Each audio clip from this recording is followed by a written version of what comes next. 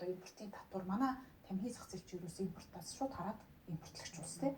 Энэ дээр яг импортын тусгааршуулал болгодог яам бодлого яам. Ерөнхий хилцээрээ бол базарч эдийн засгийн хөгжлийн яамны төрийн нэрийн бичиг энэ дараах бол толгоолно гэсэн. Тэгэхээр уялдаа холбоо өдрийг бол эдийн засгийн хөгжлийн яам бас харах хэрэгтэй байгаад байгаа. Тэгээд эдийн засгийн хөгжлийн яамныхаас би асуулаа. За энэ нэлээд хэцүү хилцээр бид нар Японы туршлага байгаа тий. Ягаад ч юм тэнд ямар ч ашиггүй гэдгийг бид мэдсээр байгаад гүйж ороод тэгээ одоо нөхцөл байдал юу гэхээр нэг хуучин машин оруулж ирдэг. Батарейтай хортой тэр хогоо бол одоо бид нар руу ямар ч хогныхоо төлбөрийг шүлгүй оруулж ирээд одоо Монгол улс маань юм болж байна. Нөгөө талаараа Монголоос бүтээгдэхүүнүүдийг оруулъя гэсэн чинь нөгөө их усрын сертификат country of origin гэдэг тэрийг гаргах нь манай улс чинь өөрөө бүтээгдэхүүн үйлдвэрлэл нь дахиад импортоос хамаарсан тий. Хевсээ үйлдвэрлэхээр хевсний суур одоо энэ нөгөө нэг цавуулаг юм бид нар Хятадаас оруулж ирдэг. Цэцганы жүүсээ экспортлох гэхээр хуванцаг тэрийгээ савсан хуванцар савын Хятадаас оруулж ирдэг.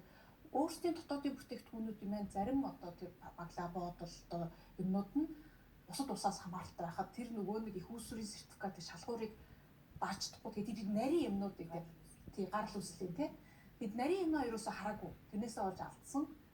Тэгтэл эн чинь бүр том одоо үр нөлөө бүхий хурш орнуудтайгаа нэлээд үндэсний бүтээг томоохон зах зээлээ одоо ингээд нийлүүлээ худалдаа хийгээд үзье гэсэн юм орж ирж хахад энэ хэмжээний харж чадчихгүй гэдгийг ингээд эхнээсээ асуухад бол үндэ сэтгэл дундуур маш дундуур байгаа. Тэгээ та бүхэн ер нь дэлхийн бүх орнууд л худалдаа хийдэг, худалдаа хийж ажил хөгждөг. Тийм ч учраас WTO буюу олон улсын худалдааны байгууллага маш хүчтэй. Энэ дээр бол улс орнууд өөрсдийнхөө худалдааны бодлогоороо эдийн засгийнхаа стратегийг гаргаж хоорондоо ярилцдаг тийм.